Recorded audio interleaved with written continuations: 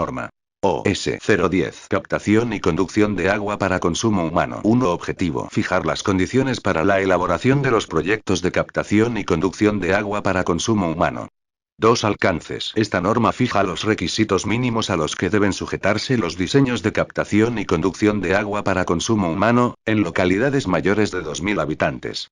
3. Fuente. A fin de definir la o las fuentes de abastecimiento de agua para consumo humano, se deberán realizar los estudios que aseguren la calidad y cantidad que requiere el sistema, entre los que incluyan identificación de fuentes alternativas, ubicación geográfica, topografía, rendimientos mínimos, variaciones anuales, análisis físico-químicos, vulnerabilidad y microbiológicos y otros estudios que sean necesarios. La fuente de abastecimiento a utilizarse en forma directa o con obras de regulación, deberá asegurar el caudal máximo diario para el período de diseño. La calidad del agua de la fuente, deberá satisfacer los requisitos establecidos en la legislación vigente en el país. 4. Captación. El diseño de las obras deberá garantizar como mínimo la captación del caudal máximo diario necesario protegiendo a la fuente de la contaminación. Se tendrán en cuenta las siguientes consideraciones generales.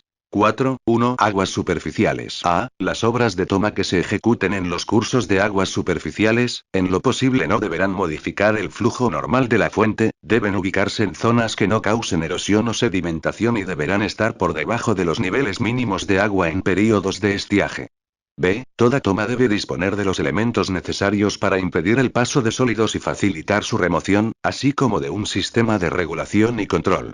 El exceso de captación deberá retornar al curso original. C. La toma deberá ubicarse de tal manera que las variaciones de nivel no alteren el funcionamiento normal de la captación. 4.2. Aguas subterráneas. El uso de las aguas subterráneas se determinará mediante un estudio a través del cual se evaluará la disponibilidad del recurso de agua en cantidad, calidad y oportunidad para el fin requerido. 4 de febrero de 2001. Pozos profundos. A. Los pozos deberán ser perforados previa autorización de los organismos competentes del Ministerio de Agricultura, en concordancia con la Ley General de Aguas vigente. Asimismo, concluida la construcción y equipamiento del pozo se deberá solicitar licencia de uso de agua al mismo organismo. B. La ubicación de los pozos y su diseño preliminar serán determinados como resultado del correspondiente estudio hidrogeológico específico a nivel de diseño de obra. En la ubicación no solo se considerará las mejores condiciones hidrogeológicas del acuífero sino también el suficiente distanciamiento que debe existir con relación a otros pozos vecinos existentes o proyectados para evitar problemas de interferencias. C. El menor diámetro del forro de los pozos deberá ser por lo menos de 8 centímetros mayor que el diámetro exterior de los impulsores de la bomba por instalarse. D. Durante la perforación del pozo se determinará su diseño definitivo, sobre la base de los resultados del estudio de las muestras del terreno extraído durante la perforación y los correspondientes registros geofísicos. El ajuste del diseño se refiere sobre todo a la profundidad final de la perforación, localización y longitud de los filtros. E. Los filtros serán diseñados considerando el caudal de bombeo, la granulometría y espesor de los estratos, velocidad de entrada, así como la calidad de las aguas. F. La construcción de los pozos se hará en forma tal que se evite el arenamiento de ellos, y se obtenga un óptimo rendimiento a una alta eficiencia hidráulica, lo que se conseguirá con uno o varios métodos de desarrollo. G. Todo pozo, una vez terminada su construcción, deberá ser sometido a una prueba de rendimiento a caudal variable durante 72 horas continuas como mínimo, con la finalidad de determinar el caudal explotable y las condiciones para su equipamiento. Los resultados de la prueba deberán ser expresados en gráficos que relacionen la depresión con los caudales, indicándose el tiempo de bombeo. H. Durante la construcción del pozo y pruebas de rendimiento se deberá tomar muestras de agua a fin de determinar su calidad y conveniencia de utilización. 4 de febrero de 2002. Pozos excavados. A. Salvo el caso de pozos excavados para uso doméstico unifamiliar, todos los demás deben perforarse previa autorización del Ministerio de Agricultura. Asimismo, concluida la construcción y equipamiento del pozo se deberá solicitar licencia de uso de agua al mismo organismo. B. El diámetro de excavación será aquel que permita realizar las operaciones de excavación y revestimiento del pozo, señalándose a manera de referencia 1,50 m. C. La profundidad del pozo excavado se determinará en base a la profundidad del nivel estático de la napa y de la máxima profundidad que técnicamente se pueda excavar por debajo del nivel estático. D. El revestimiento del pozo excavado deberá ser con anillos ciego de concreto del tipo deslizante o fijo, hasta el nivel estático y con aberturas por debajo de él. E. En la construcción del pozo se deberá considerar una escalera de acceso hasta el fondo para permitir la limpieza y mantenimiento, así como para la posible profundización en el futuro. F. El motor de la bomba puede estar instalado en la superficie del terreno o en una plataforma en el interior del pozo, debiéndose considerar en este último caso las medidas de seguridad para evitar la contaminación del agua. G. Los pozos deberán contar con sellos sanitarios, cerrándose la boca con una tapa hermética para evitar la contaminación del acuífero, así como accidentes personales. La cubierta del pozo deberá sobresalir 0,50 m como mínimo, con relación al nivel de inundación. H. Todo pozo, una vez terminada su construcción, deberá ser sometido a una prueba de rendimiento, para determinar su caudal de explotación y las características técnicas de su equipamiento. Y, durante la construcción del pozo y pruebas de rendimiento se deberá tomar muestras de agua a fin de determinar su calidad y conveniencia de utilización. 4 de febrero de 2003. Galerías filtrantes. A. Las galerías filtrantes serán diseñadas previo estudio, de acuerdo a la ubicación del nivel de la napa, rendimiento del acuífero y al corte geológico obtenido mediante excavaciones de prueba. B. La tubería a emplearse deberá colocarse conjuntas no estancas y que asegure su alineamiento. C. El área filtrante circundante a la tubería se formará con grava seleccionada y lavada, de granulometría y espesor adecuado a las características del terreno y a las perforaciones de la tubería. D. Se proveerá cámaras de inspección espaciadas convenientemente en función del diámetro de la tubería, que permita una operación y mantenimiento adecuado. E. La velocidad máxima en los conductos será de 0,60 m/s. F. La zona de captación deberá estar adecuadamente protegida para evitar la contaminación de las aguas subterráneas. G. Durante la construcción de las galerías y pruebas de rendimiento se deberá tomar muestras de agua a fin de determinar su calidad y la conveniencia de utilización. 4 de febrero de 2004. Manantiales. A. La estructura de captación se construirá para obtener el máximo rendimiento del afloramiento. B. En el diseño de las estructuras de captación, deberán preverse válvulas, accesorios, tubería de limpieza, rebose y tapa de inspección con todas las protecciones sanitarias correspondientes. C. Al inicio de la tubería de conducción se instalará su correspondiente canastilla.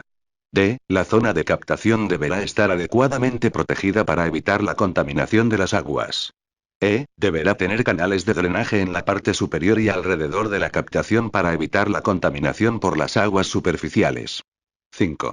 Conducción. Se denomina obras de conducción a las estructuras y elementos que sirven para transportar el agua desde la captación hasta el reservorio o planta de tratamiento. La estructura deberá tener capacidad para conducir como mínimo, el caudal máximo diario. 5.1. Conducción por gravedad. 5 de enero de 2001. Canales. A. Las características y material con que se construyan los canales serán determinados en función al caudal y la calidad del agua. B. La velocidad del flujo no debe producir depósitos ni erosiones y en ningún caso será menor de 0,60 m/s. C. Los canales deberán ser diseñados y construidos teniendo en cuenta las condiciones de seguridad que garanticen su funcionamiento permanente y preserven la cantidad y calidad del agua. 5 de enero de 2002. Tuberías. A. Para el diseño de la conducción con tuberías se tendrá en cuenta las condiciones topográficas, las características del suelo y la climatología de la zona a fin de determinar el tipo y calidad de la tubería. B. La velocidad mínima no debe producir depósitos ni erosiones, en ningún caso será menor de 0,60 m/s. C. La velocidad máxima admisible será: en los tubos de concreto 3 m/s, en tubos de asbesto, cemento, acero y PVC 5 m/s. Para otros materiales deberá justificarse la velocidad máxima admisible. D. Para el cálculo hidráulico de las tuberías que trabajen como canal, se recomienda la fórmula de Manning, con los siguientes coeficientes de rugosidad: asbesto, cemento y PVC 0,010, hierro fundido y concreto 0,015. Para otros materiales deberá justificarse los coeficientes de rugosidad. E. Para el cálculo de las tuberías que trabajan con flujo a presión se utilizarán fórmulas racionales. En caso de aplicarse la fórmula de Atzen-Williams, se utilizarán los coeficientes de fricción que se establecen en la tabla N1. Para el caso de tuberías no consideradas, se deberá justificar técnicamente el valor utilizado. Tabla N1. Coeficientes de fricción C en la fórmula de Azen y Williams. Tipo de tubería C: acero sin costura 120, acero soldado en espiral 100, cobre sin costura 150, concreto 110, fibra de vidrio 150, hierro fundido 100, hierro fundido con revestimiento 140, hierro galvanizado 100, polietileno, asbesto, cemento 140, cloruro de vinilo, PVC, 150. 5 de enero de 2003. Accesorios A. Válvulas de aire. En las líneas de conducción por gravedad y barra o bombeo, se colocarán válvulas extractoras de aire cuando haya cambio de dirección en los tramos con pendiente positiva. En los tramos de pendiente uniforme se colocarán cada 2,0 kilómetros como máximo. Si hubiera algún peligro de colapso de la tubería a causa del material de la misma y de las condiciones de trabajo, se colocarán válvulas de doble acción, admisión y expulsión. El dimensionamiento de las válvulas se determinará en función del caudal, presión y diámetro de la tubería. B. Válvulas de purga. Se colocará válvulas de purga en los puntos bajos, teniendo en consideración la calidad del agua a conducirse y la modalidad de funcionamiento de la línea. Las válvulas de purga se dimensionarán de acuerdo a la velocidad de drenaje, siendo recomendable que el diámetro de la válvula sea menor que el diámetro de la tubería. C. Estas válvulas deberán ser instaladas en cámaras adecuadas, seguras y con elementos que permitan su fácil operación y mantenimiento. 5.2. Conducción por bombeo. A. Para el cálculo de las líneas de conducción por bombeo, se recomienda el uso de la fórmula de Azen y Williams. El dimensionamiento se hará de acuerdo al estudio del diámetro económico. B. Se deberá considerar las mismas recomendaciones para el uso de válvulas de aire y de purga del numeral 5 de enero de 2003. 5.3. Consideraciones especiales. A. En el caso de suelos agresivos o condiciones severas de clima, deberá considerarse tuberías de material adecuado y debidamente protegido. B. Los cruces con carreteras, vías férreas y obras de arte, deberán diseñarse en coordinación con el organismo competente. C. Deberá diseñarse anclajes de concreto simple, concreto armado o de otro tipo en todo accesorio, o válvula, considerando el diámetro, la presión de prueba y condición de instalación de la tubería. D. En el diseño de toda línea de conducción se deberá tener en cuenta el golpe de ariete. Glosario. Acuífero: estrato subterráneo saturado de agua del cual ésta fluye fácilmente. Agua subterránea: agua localizada en el subsuelo y que generalmente requiere de excavación para su extracción. Afloramiento son las fuentes o surgencias, que en principio deben ser consideradas como aliviaderos naturales de los acuíferos. Calidad de agua: características físicas, químicas y bacteriológicas del agua que la hacen aptas para el consumo humano, sin implicancias para la salud, incluyendo apariencia, gusto y olor. Caudal máximo diario: caudal más alto en un día, observado en el período de un año, sin tener en cuenta los consumos por incendios, pérdidas, etc. Depresión, entendido como abatimiento, es el descenso que experimenta el nivel del agua cuando se está bombeando o cuando el pozo fluye naturalmente. Es la diferencia, medida en metros, entre el nivel estático y el nivel dinámico. Filtros: es la rejilla del pozo, que sirve como sección de captación de un pozo que toma el agua de un acuífero de material no consolidado.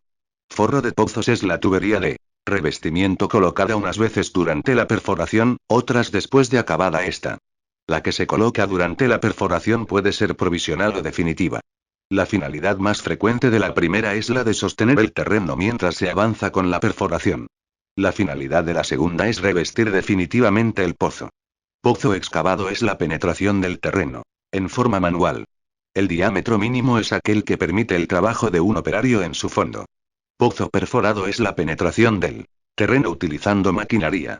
En este caso la perforación puede ser iniciada con un antepozo hasta una profundidad conveniente y, luego, se continúa con el equipo de perforación. Sello sanitario: elementos utilizados para mantener las condiciones sanitarias óptimas en la estructura de ingreso a la captación. Toma de agua: dispositivo o conjunto de dispositivos destinados a desviar el agua desde una fuente hasta los demás órganos constitutivos de una captación.